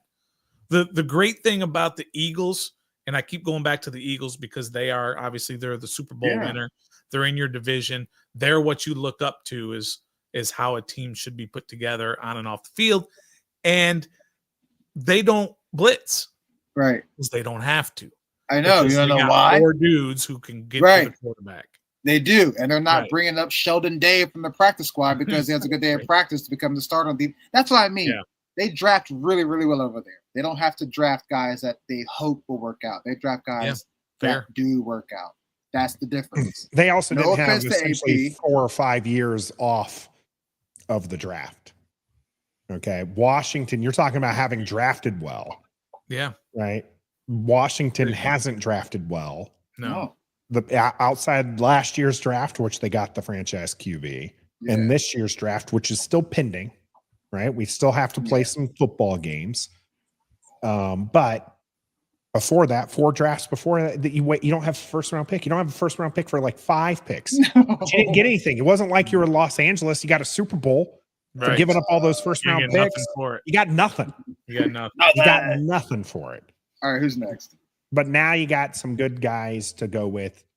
First and second round picks, I think were slam dunks in my opinion. Really liked those. A lot of people, especially those in Virginia, especially those Hokie fans, loving the next pick out of Virginia Tech. It's a wide receiver, Jalen Lane, with 128 all the way in the 4th round pick. Not the wide receiver most people were thinking of. No. At 5'10", 196 pounds, not the tall wide receiver we wanted. Yeah. But he hits a lot of those notes that Adam Peters wants. The guy's athletic score matches. I know we're dangerous game we play with this. We did it with Josh Carnley and to Trent Williams. How about Jalen Lane matches Tyreek Hill? Okay, let's just be honest. That's ridiculous. It is. It absolutely is. I told you. I led with the fact that it was ridiculous and a dangerous game to play. Not even close. Wait. So you right? You don't like this pick, Trev? I was confused by this pick. Because we have Luke McCaffrey. And then Adam Peters has shown. I know we're supposed to say don't go by what they say, by what they do, but that man AP legit told that man on the phone, "You're everything we're looking for in a punt returner." So what does that mean for Luke McCaffrey? Does that mean he is a legit shot to be an on-the-field wide receiver, or is he splitting punt return duties with Lane? Is that the new kickoff return team? I'm just really questioning why we picked that kind of receiver when we picked Luke McCaffrey in that same role last year. I'm just confused. I didn't know the answer. They don't like Luke McCaffrey? Oh, no. They love Luke McCaffrey. Then Luke McCaffrey is going to be wide receiver 4 at worst this year. They love Luke McCaffrey, and they're going to stick with him, and they don't want him back there returning punts and kicks. So this is legit a real punt returning. This guy's making the squad. This is your everyday punt and kick returner, and that's it. When they move the kickoffs again, another 5 yards back, right? So they are going to be returning pretty much every kick now because the kickers are not going to be able to get him there. They need you know who he is? I don't think he's been compared to this. You know who he is? He's Turpin. Kayvon Turpin from the Cowboys? That's who he is. You fear Turpin. I mean, we fear him. We saw him. I don't fear Turpin. That was one good game. He's one of the best kick. I think he was all pro 2, maybe 1. I don't fear nobody on the Dallas Cowboys team ever. Right. So that's what he's gonna do. He's gonna return kicks and he's gonna return punts, and that's it. They don't need him to do anything else. So where was he on the board? Was he supposed to go that high, or could we have gotten him later on? That I can't tell you. That I don't know where he was. I probably right where he was supposed to be. I can try to see if I can't pull it up real quick from the big board position here. But 4-3-4, Trev, that's different level. That's a different level in the wide receiver position. I don't much care for him on running routes. I know Roger is saying here that he can run routes. Yeah, and people can run routes, but when you got and they can run them really well, but when you got NFL corners out there, that's a different story. So I think he can do it, and I think he can improve on that as well. But they didn't get him to be a wide receiver. They get him. You get a guy in the 4th round who can run a 4-3-4 and has experience returning kicks and punts. I love it. I love it. This is 4th round now. Now you're getting into Jordan McGee territory, Percy Butler territory, right? You're getting into Chris Paul territory. Maybe that's a little too far. You're getting into end of the roster guys. And if you can get a 4-3-4 guy who can be your everyday punt and kick returner, I love this pick. Did he return any for touchdowns last year? Fair question. I don't even know the answer to that. If he returned any for touchdowns. I have, let's see here, was a 5-year player at the college level, spent time at MTSU and Virginia Tech. He amassed 2,532 yards and 18 touchdowns. A slot option with legitimate long speed. Can add yardage with the ball in his hands, says Lance Zerline. Stretch defenses, 3-star recruit, committed to MTSU after breaking every receiving record. Tommy says he did. Yeah, Tommy says he did. Didn't have it listed there for me in that particular thing. I was also looking up. So, by the way, your guy Dante Thornton Jr. was selected 40 picks ahead of here at 108. So yeah, they did get a speed guy, just didn't get the height that went with it. On the big board, we're looking at 173 on PFF's big board. And we got him at what? At ran a TD, caught a TD, threw a TD, and returned a TD, says Tommy. That's pretty good. That's pretty good. I like it. In the ACC, 128. So I like the value of it, though, because in the 4th round, you're not expecting to get Tyreek Hill like they did in the 5th round, right? That just usually doesn't happen. So to get a guy who can be your everyday, your every time punt and kick returner, I think that's a big deal. They don't need him to be a good receiver. They have that. They've got McLaurin, Debo, Noah Brown. People don't seem to like Noah Brown for some reason, but he was fantastic for his role this past year. And now he's wide receiver 3, perfect. And McCaffrey is 4. And if you can get anything out of Gallup, is 5. So no KJ Osborne in there? KJ Osborne is 5 or 6 or 4 or 3, right? They didn't get him to be a receiver. They got him to return kicks. And again, don't forget about the new kickoff rule. They've moved it another 5 yards back. Every kick is going to be returned now. Remember, they weren't returning them all last year, even after they moved it 5 yards and had the landing zone and all those weird rules. It's a big deal. I think this is great pick. Yeah, we wanted a big receiver. A lot of people wanted a big receiver. Most people would have said that they also just wanted a guy to take the tops off the defense, right? Open up room for. So we didn't get Deebo Samuel for that? Okay. Deebo Samuel's not a burner at this stage of his Could career. Be. He's not a burner. He's just not a burner. He's not. You got a wide receiver that potentially could take the top off. So now we're actually going to use him as a wide receiver. Maybe. Maybe. That was Diami's job last year, and he did a pretty decent job of that. last year, and this guy's faster than Diami. But he's also smaller than Dion. Definitely smaller than Diami. You just need one or two times to go deep and have Jaden Daniels find you. That's all, I'm saying. Going to the 6th round pick, this is where we have some questions from people. Linebacker Kane Medrano was the pick at 205, 6'3", 222 pounds. A guy familiar with linebacker coach Norton, and 6 years of experience. Team captain, 2 years starting experience. The guy is the fastest linebacker to come out of the draft this year. Makes some people question whether or not he can play safety, as Scooby asked all the way in the beginning. Answer was probably no, that he's not. Might be a Buffalo nickel. What's that? Oh, bring it back. Bring back the Buffalo nickel. Remember the position Jeremy Chin was playing? Yeah. That safety who's playing closer to the line of scrimmage.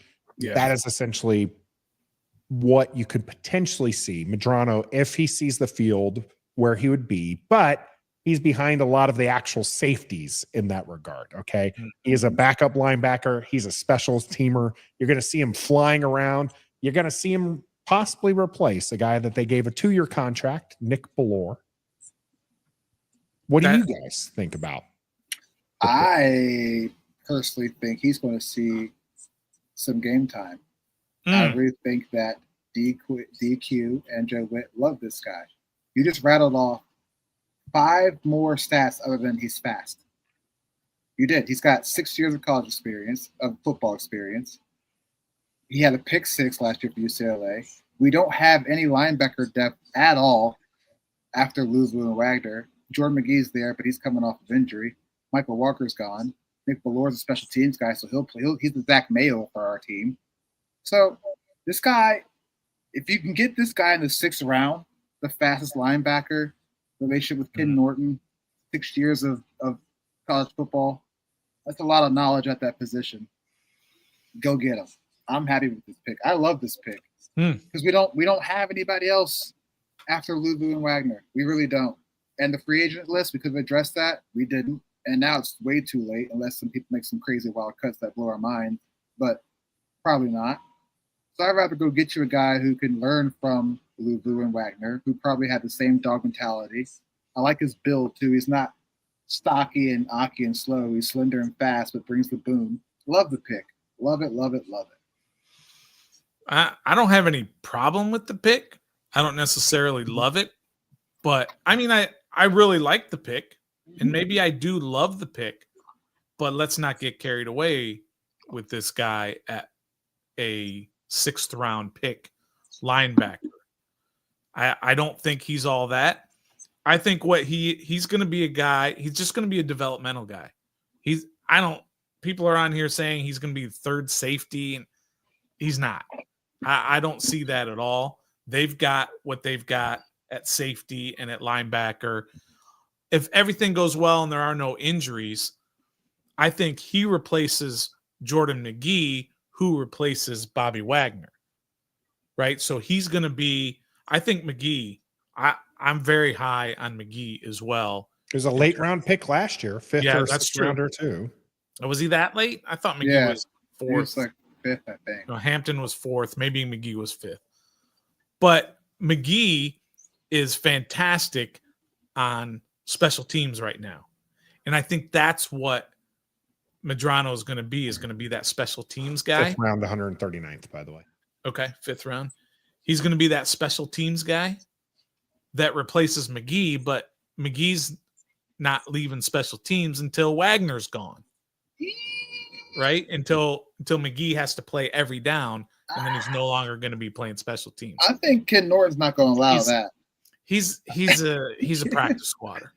Oh my gosh. Sorry. Oh my. He's a practice squatter. He's got athleticism off the charts. Off the charts. Very, very athletic. Isn't that what we're going by? That he is afraid of tackling. I don't know what it is. Not afraid of tackling. 20% missed tackle. He was one of the worst. Is outrageous in college football. He'll be that hybrid guy. He'll be outrageous. that Jeremy Chin, Landon Collins. So just, again, when you draft a guy and you get all of the superlatives and you get all of the great stuff about him, and now all of a sudden you're thinking, oh, well, this guy's going to be the next Bobby Wagner. Bro. Slow down. Was Bobby Wagner drafted? Okay. Slow down. When was he drafted? Bobby Wagner was a second-round pick. Yeah. Ooh, nice. That's nice. Yeah. So the speed, the athleticism, this is something that we talked about a little bit before. Adam Peters is looking for athletes. Absolutely. He wants the players to be flying around the field. He's trusting the coaching to get them into the right position. This is not abnormal in the NFL. A lot of athletes, but Washington under Adam Peters back-to-back in the top 5 of next gen stats athletic scores both years, and number 1 in the relative athletic score in back-to-back years. Yeah. And this highlights the fact that that's the direction he's going, because before you were potentially looking at guys who maybe played the position well, but were technically sound, but maybe weren't as exciting. The thing is when you get to the NFL, being technically sound is only part of it. And we talked about that, and we might see some more of that with Bobby Wagner. He wasn't the first vet linebacker that we've seen here in Washington in the last decade or so. We've seen a couple of them. And when you're a step behind because you're just slower than everybody, it doesn't matter that you're smarter than everybody on the field. If you're a step behind, you're a step behind. In the NFL, that's bad. So now we're getting players who can be a step ahead and trying to coach them up and be in the right position. So I like to pick 4-3 guys in the NFL is what I'm trying to say. Yeah. I like to pick just, lower your expectations on this guy being he's seen the field, being the starter. I can see him being a special teamers. I really do. I can see him being a special teams guy until he works out the tackling. If he can work out the tackling, then maybe, as Roger is saying, and some others were trying to say, that he could be like a third safety, that he could take that place. The side-to-side speed, the sideline-to-sideline speed is fantastic, and I love seeing that. When you're talking about stopping the run, getting to the ball. Well, I need you to make that tackle, but get to the ball. That's right. Get to the ball. If all you do is, if you're just a speed bump to the guy, hopefully the rest of the team's there, but get to the ball, and this guy can get to the ball. All right. Last pick to speak about, round 7, pick 245. Washington finally. Most of you wanted a first rounder, maybe a second round running back. You get one in the 7th round, all the way there. Ja'Cory Krosky-Merritt out of Arizona, who saw all of 1 game last year due to some eligibility issues. And that is one of the reasons why he dropped all the way down to this end of the draft. 5'10", 206 pounds, another athletic score guy for the team. Was this the running back you guys had in mind? No.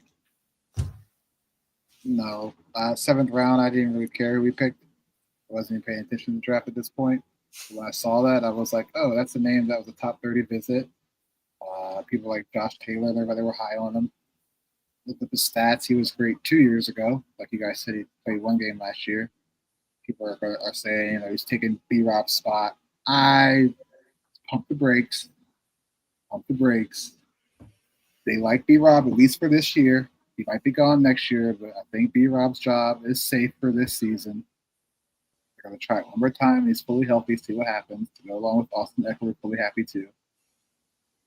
I mean, to me, he's another Chris Rodriguez. No offense. It's fair. C-Rob was great at Kentucky too, and he did great things for us as well when we were up by 20 points. Or quite a few full games that he's had some good averages. Yeah, he has. So I'm like what the last pick someone said, don't be too high. I'm not on this guy. He's a practice squad. He might be the running back of the future. Who knows? I don't know if that's even a thing, but I guess if we had to pick somebody that was a name that was left, I guess it was him. It's funny how different our opinions are in these last two guys, Trev, because I really like this pick. And I'll be honest, look, you look at his athletic, there's not a lot of tape, especially because when you look at his New Mexico tape, I mean, it's New Mexico. They're not playing. Exactly. They're not Thank playing you. anybody. That's my. But he moved up, right? He moved up to Arizona, but of course only got to play the one game. I think he ran for 100 yards in that game. So I get that. So 13 I carries, understand. 100 yards and a touchdown. But two things stand out, right? Two things. Obviously, the RAS score, right? He's got off the chart RAS scores, and he's got speed, right? 4.45, I believe, right? Yeah. So he's got the breakaway speed that you need as well. Second that I like is that while his eligibility was in question, and he was told he's not going to be able to play in any games, most likely, and then he was finally told you're done or whatever, he still went to every practice. He still went to every game. He still went to every meeting in the running backs room. That shows a lot of character to me. Obviously, that has to translate into the play on the field. You find a lot of those in the 7th round, good character guys. Here's the thing, Trev. He's walking into the most vulnerable position group on this football team, and that's the running back room. It is the most vulnerable, meaning that if any one of those guys is cut, nobody would raise an eyebrow. Yeah, I'm not saying you expect him to be cut. I'm not saying you expect B-Rob to be cut, or Eckler, or I'd be surprised if they cut Eckler or McNichols. I mean, if they cut Eckler, it's going to be for injury reasons, right. I'm sure. But you wouldn't be surprised. So he's coming into a position where he has the best chance to earn a spot and earn playing time out of any position group on the team.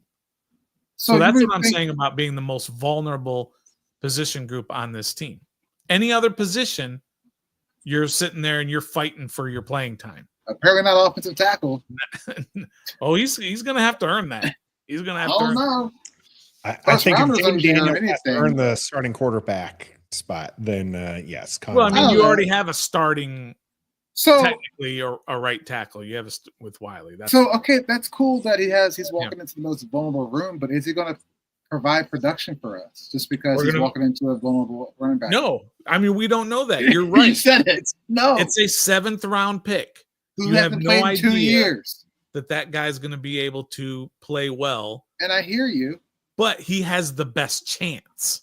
And he actually did play in postseason football for. Yeah, didn't he win like most valuable player of the East-West Shrine game? East-West Shrine game, won the MVP. I mean, that's something, Trey. He, in fact, had the highest deceleration score, meaning his stop ability is on point. Yeah, the MVPs from that game come in the 6th and 7th round, bro. Yeah. It's not. I mean, it's cool MVP, but like, come on, let's be honest. He wasn't going up against the Will Howards or the anybody else like that. Come on. Look, you're perfectly justified in having that attitude, Trev, and being able to say, I'm not so sure about this guy because he's a 7th rounder. I don't know why you won't do that with 6 rounders and Medrano, but you'll do it with the 7th rounder. Because he has tape.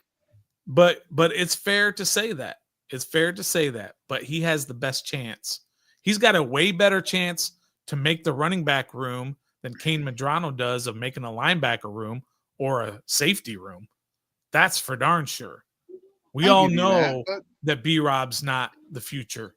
We know C-Rod's not the future. McNichols is not the future. David Crockett Merritt is not either. He's not. I mean, right. I don't think so either, but he's got the best chance to be.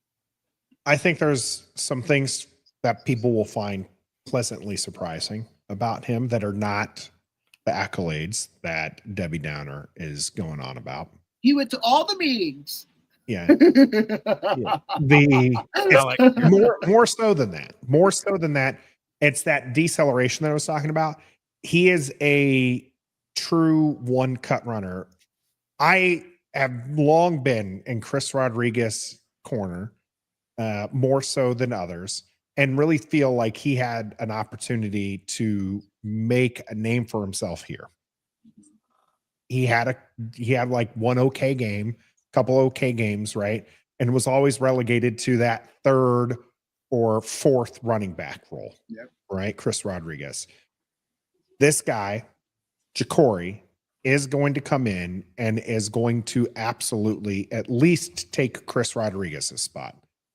Where he fits on is going to be interesting because there was a guy who Stoner and I especially liked. And I'm pretty sure, Trev, you were on this train as well. We're talking about relative athletic scores, which, by the way, I die a little inside every time Stoner says RAS score because the S is already score. But neither here nor there. Relative athletic score. Jacory Croskett Merritt scored an 8.29. It's not too far behind and very comparable to one Travion Henderson out of Ohio State. In fact, some of the differences are size, not necessarily the running. Because when you look at the running, the 10-yard split's better. The 20-yard split's better for Croskett Merritt. And the 40-yard dash is only 0.02 difference, right? Vertical is better. Broad is better. This is a guy who is very, very athletic. I'm sorry, broad is not better. Let me correct myself, but the vertical was better. This is a very athletic guy. The game is different. Travion Henderson is a very different player. I'm not trying to say that, but you're saying this is a similar athletic profile and his one-cut ability. I love one-cut runners. A guy who makes that cut and that decision, if they can just pick the right hole, if they have the vision, if Jacory ends up being a guy who can put together that one-cut ability he has and marry it to the NFL level vision that he needs, you have a very, very good running back. Running backs can be a dime a dozen. Jacory is going to get replaced easily in 4 or 5 years. Okay. Or I'm not trying to say that he's not going to, or 3 years, maybe even 2 years, Trev. But he has the skill set that I like in a running back, a rookie running back who's going to come out of nowhere, who people aren't necessarily watching because he wasn't a big name.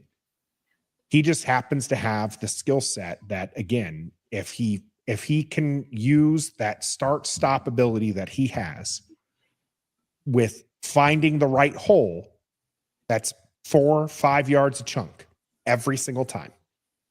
We've had a couple of those. The Shanahans have seen more than a couple of those kind of guys. You don't necessarily need to be high drafted running back to be a stud. And we've seen quite a bit of those in the NFL. So he's making rounders. the roster before Medrano does. I'm telling you that right now. No, he's not, because we need special teams more than we need a fourth running back. He's going to make the team. Right, he's going to be practice squad. You re-signed C-Rod. You still got McNichols. So you have Eckler and B-Rod. He's really going to make the squad this year faster than Medrano. Before Medrano does. He might. So that's all I'm saying. Those, well, David Crockett, good luck to you, brother. Those were the 5 NFL draft picks. They did some undrafted free agents as well.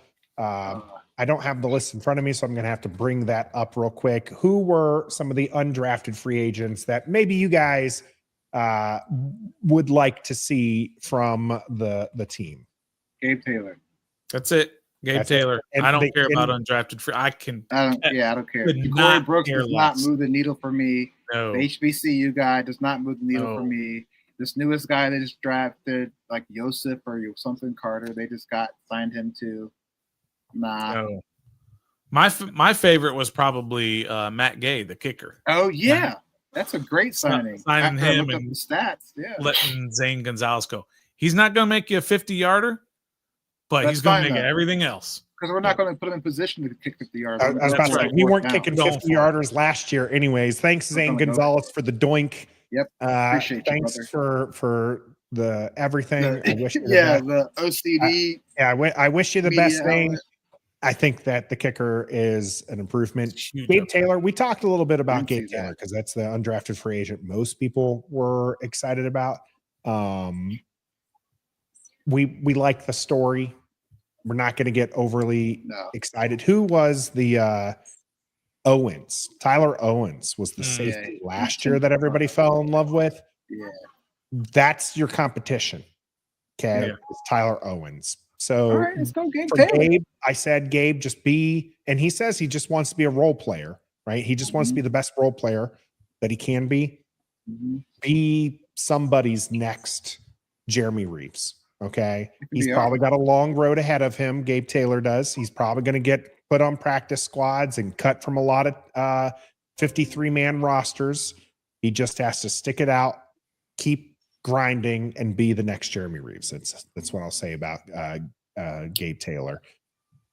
Cypress from Florida State, cornerback, Fintrell Cypress. Not a name you guys are happy with? You're not gonna. I don't care. You could read 100 names, and I don't care either. I don't care about Samus Reyes. I don't care about Kaz Allen. Timothy McKay, North Carolina. For State. real? Oh, he's. Oh yeah. Oh well, he's There's Pro our offensive Bowler line this of year. the future. There you go. Pro Bowler next year. He was He a can learn guard from who Josh. was a mid-round pick but got injured. Oh. So So no we- injury and out, huh? Nah. Yeah, this is what I'm trying to say, Doug. They don't understand. McKay was a legit mid-round draft Keyword. prospect. What's the key word in that? Was Here we go. before the muscle and Here we injury. go. So, yeah. All right. Yeah. Yankoff and Owens, undrafted free agents, says Roger. Yankoff was These a are guys. training camp gem. That's it. Well, I these are mean, what is he? Tight end Austin 5, Yankoff. and Owens is safety 5. That only got there because of injury. They wear t-shirts. you're gonna and have hats to on the have- sideline on game days, guys. You're gonna have to get some of those guys are gonna make the practice squad just because they have to, and you need the backups, and they'll come There in we when go. they have to. But Tyler Owens is not the answer at safety. Colson Yankoff is not the answer at tight end. Okay, they're and just Ja'Cory bodies. Brooks And Ja'Cory is Brooks not wide receiver too. Okay. and Whizzer from Florida State, or Cypress Hill, whatever Or they said his name Cypress was. Hill from NC State. Oh my God. These guys aren't. Joseph Carter, whatever his name is. Yeah, we're not. No. If They're just Appreciate it. there. these will be players we will keep track of for you, because that's what we do as the team moves forward and we start getting to the preseason, and we'll find your district diamond. But right now, OTs are underway, and we're going to be talking about what to expect and what's next right here on Ref the District.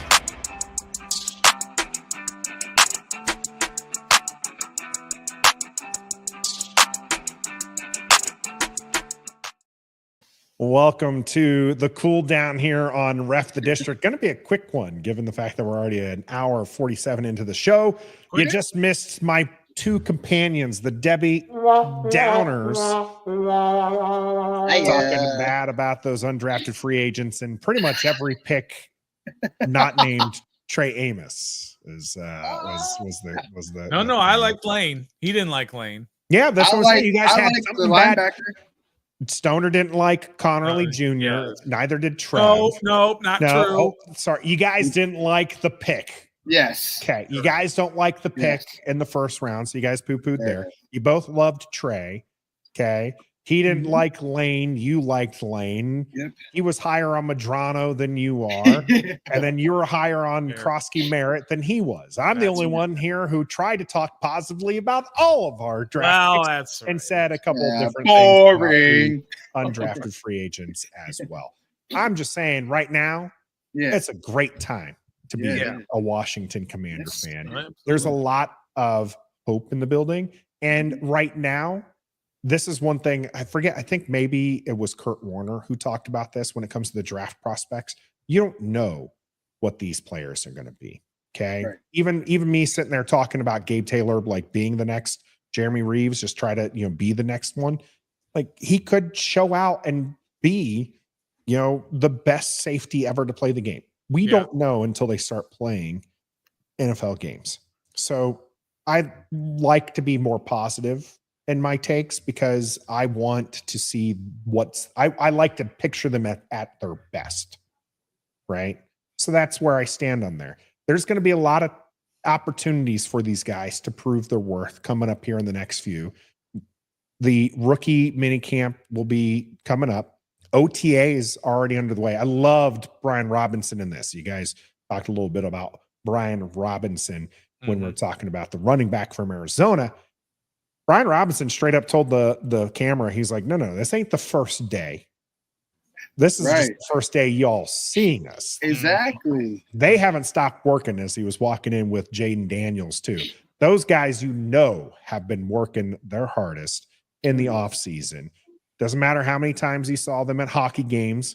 Right. Sam Hartman having a hangover from chugging beers. We're humans. They're out there. Was working. Jaden's mom at training camp too at OTAs? Stop it. I was just asking. She's his agent. Oh, okay. So she was, is what you're saying. Maybe. Okay. I'm just playing. I got no problem with Mama. I mean, here we go. Look, the results. We go. Right? Yeah. Let's go into what's next for Washington. You guys kind of stole a little bit of the thunder. Zane Gonzalez out, Gay in for kicker, edge rusher. Who do you guys like for them to sign to edge rusher? OTAs are underway. Workouts are there. They're still talking with teams, still trying to, now that the draft is over, all 32 teams are looking at what's left on the waiver wire, essentially, right? Free agents are out there and they're looking, hey, who's going to fill my team? Adam Peters has a plan. Yep. What is that plan? We're going to get Trey Henderson from the Cincinnati Bengals. Whoa. We might even sign a Cedarius Smith or a Von Miller to a 1-year vet minimum deal just to keep him young. But I'm going to be bold and say we're going to go get Trey Henderson. All is way too quiet on that front. The Laramie Tunsil move came out of nowhere. The Matt Gay came out of nowhere. I don't know about you guys, but I was ready to go into the league with Zane Gonzalez. I really thought he was going to be our kicker this year. Sure. So that came out of nowhere. The first round pick came out of nowhere. This front office does a lot of things unexpectedly and shock the world like. So I don't think they're done. I think that's the reason probably why they did not select one of these edge rushers. I wouldn't say this earlier, but I didn't. But I think that we didn't pick ones because maybe none of them really jumped off the board for us, to be honest, even though we knew it was a need. And maybe we found out we could get Trey Henderson when the time comes and we didn't draft one. So that's my bold thing. We're going to go get Trey Henderson to make a big splash on defense via free agency or trade, just like we did with Laramie Tunsil. You protected JD5, go get a dominant player on the other side to leave a body right on that defense. I don't know what I would do, but I would do some outrageous stuff if they went. Yeah, go get rid of them. I don't even know what next year's draft looks like, who the prospects take them all. Care. I wouldn't go that far. These people until end of March. I never heard of James Pierce Jr. I didn't pay attention to kids like Mike Green, like that. So Trey Henderson, go get him. Yeah, I think you're right though. Go get him. I think you're right though, Trev. The biggest thing is we have no idea what they're thinking, what their plan is. Now, personally, I think whatever they're going to do is plan B. Yeah. I don't think it was plan A to go this entire offseason without getting an edge. Right. So this is plan B, which is fine. You have to adjust and adapt. You can't just take everybody that you want. You have to deal with what everybody else is doing. So this is plan B, but we have no idea what plan B is. And it's going to come out of nowhere, and it's going to be fine. It's not necessarily going to be a big pop like Hendrickson, but they are going to sign an edge rusher, and I think it's going to be Von Miller. You think it's going to be Von Miller? Yeah, I think it's going to be one of the biggest names out there. We have no idea. So I mean, that's crazy that all these things happen without a single tiny leak at all. I like it that way. Yeah, I mean, a lot of these players that in the draft, you knew who these teams were drafting because that's what they do. They kind of leak. They get this stuff out on Washington. They kept. It's like this. It's like you guys said. Watch what they do, not what they say. There was rumblings about talking to that Miami kicker, Andre Bagalala, whatever his name was, in the draft. He was a visit. They loved him, and people think that since he was gone, that's why we went with Crosby Merritt, because if he was there, that would have been the pick instead of Crosby Merritt. Yeah. But you never heard any rumblings about switching up positions of kicker, and all of a sudden, Matt Gay is our kicker. Like, wait, what? It was all good just a week ago. Now Matt Gay. So it may not be Trey, but now rumblings are about Darius Smith and Von Miller. Maybe it's just a smokescreen and we go get Trey Hendrickson or we go get somebody else completely different. Like I said, Preston Smith. But we are going to go get a vet edge rusher. That's exactly what's going to happen next. I agree. I agree with both those sentiments. In fact, I agree so much on the fact that it's going to be something that you guys aren't expecting. Oh, yeah. Okay. Yeah, you're right. It's going to be some guy and you're going to be like, what? I'm joking with the Preston Smith thing, but he's out there. I know like the player is probably not going to be the one you're thinking. And I said that pre-draft. I said that about the first pick overall. I said the guy they take at 29 is going to be somebody you didn't think. Yeah.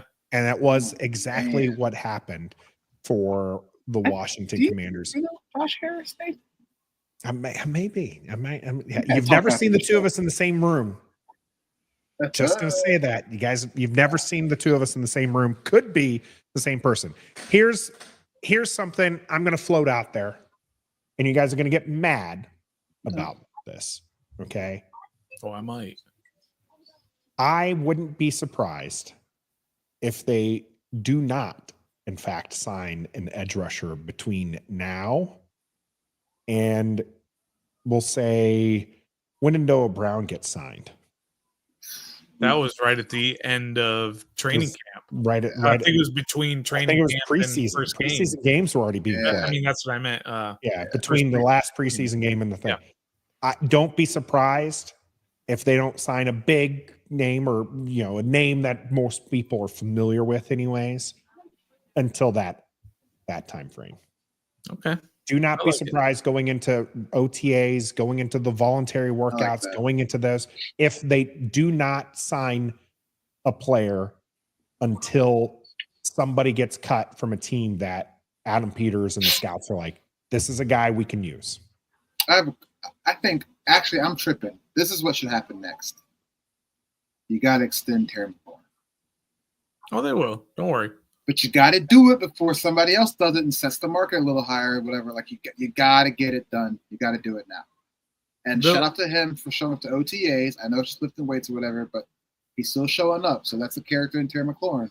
But you got to get the extension done. That way you know how much you have to go get Trey Henderson or edge rusher in the dates you guys are talking about. This is the most money you're going to spend from now until whatever, probably on a player. Do it now. Well, I mean, the market's already been set for wide receivers. But so it really doesn't matter at this point when you sign him. They're going to sign him just like a few days before training camp starts. And it's not a situation where he's going to hold out or anything or even hold in. He's not going to do anything like that because he's still got a full year left. Technically, he's got 2 years on his contract, one of them being a voidable year. But it's not going to be like the last time. Let me ask you when this. He held in for a few days. Yeah, that's what I'm saying. It's not going to be like that. And they're going to do it right before camp starts. Okay. Probably, like 2 or 3 days before camp starts. That's generally where we see those kind of extensions happen. I do feel that Terry will trust this front office more and probably feels a lot more respect for them. And that's why I feel like you won't see a hold in type situation. I like that. That's one of the things that they want to, they've probably told him, we want to take care of you. We're going to work this out. Just let us, we got some things on our plate. You are a priority for us. Just stick with us. And Terry's at OTAs. He's having a good time. He's smiling. I love seeing that smile on the field. Yeah. Is Chase show up to OTAs? In New Orleans, yeah, he's there. Oh, okay. There you go. I think you might have had $1 on it. Last question, right at the 159 mark. Mike H here. Thanks for joining us today. Do you think we've built another team this year that can bond and succeed like they did last year? I do. And that's with us having 30 plus free agents potentially leaving this offseason. Another big turnover for Adam Peters. That was one of the reasons why Washington was successful, was the fact that they were able to bond and they had the culture is damn good, as they say. What do you guys think? When you're winning, bond and success comes in hand. And all the players that we went and got want to win because of what we did last year. Yeah. I mean, we got Debo freaking Samuel because of what we did last year. Okay, so it's hard to replicate what they did last year in terms of sort of that bond that they had. That's team hard. building. Yeah, that's hard to replicate because a lot of things have to go right and personalities have to match and all that. So hopefully they do, because that did go a long way towards winning. I wouldn't be surprised if they ran it by Bobby Wagner a little bit, like, hey, this guy's character, you think he can fit what we got in the locker room? You think he'll fit? I wouldn't be surprised if they did that or not. They didn't do that. I mean, if they did do that, whatever. You know what I'm trying to say. You wouldn't be surprised if they did do it. Yes. You would be surprised if they didn't do it. Yes. There we go. Thank you. Just like the pointy thing. Owner needs to get to a hockey game. What happened here? There we go. I don't know. He's got to get something weird happened. He's got to get to a hockey game. We're going to let him get to that hockey game. We appreciate everybody not spoiling the cap score as we are streaming live here every Wednesday, 7:30 Eastern on YouTube and Facebook. We appreciate all those who joined us live. Make sure you hit that like button before you step out the door.